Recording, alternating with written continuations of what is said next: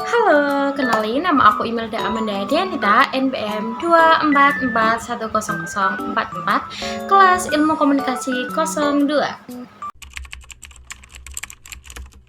Dalam mata kuliah komunikasi interpersonal, kita mempelajari bagaimana proses komunikasi terjadi antara dua orang atau lebih, baik secara langsung dan bersifat pribadi. Komunikasi ini melibatkan keterbukaan, empati, perhatian, dan tentu saja bahasa sebagai alat utama untuk menyampaikan pesan. Bahasa adalah sistem simbol yang digunakan manusia untuk berkomunikasi, bukan hanya sekedar kumpulan kata-kata, tapi juga mencakup intonasi, ekspresi wajah, bahasa tubuh, dan konteks sosial di mana komunikasi itu berlangsung. Dalam komunikasi interpersonal, fungsi bahasa sangat penting karena ia menjadi media utama untuk mengungkapkan pikiran, perasaan, dan niat. Tanpa bahasa yang tepat, pesan bisa salah dipahami atau bahkan gagal tersampaikan sama sekali. Dalam kehidupan sehari-hari, bahasa memegang peran penting dalam komunikasi interpersonal. Ada 4 fungsi utama bahasa yang perlu kita pahami. Yang pertama ada ekspresi diri.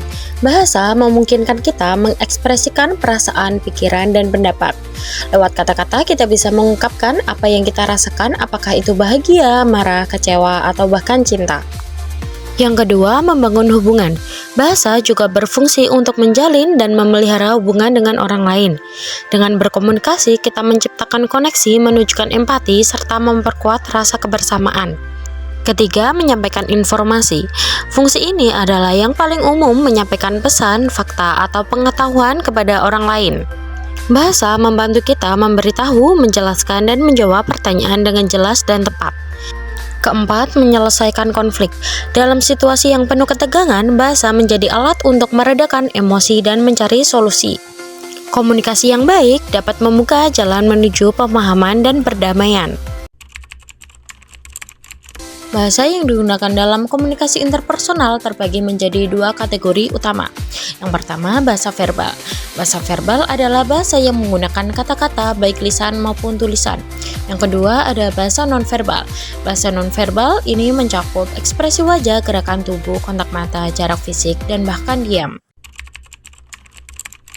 Dalam komunikasi, menyesuaikan bahasa dengan lawan bicara sangatlah penting untuk membangun hubungan yang baik dan efektif.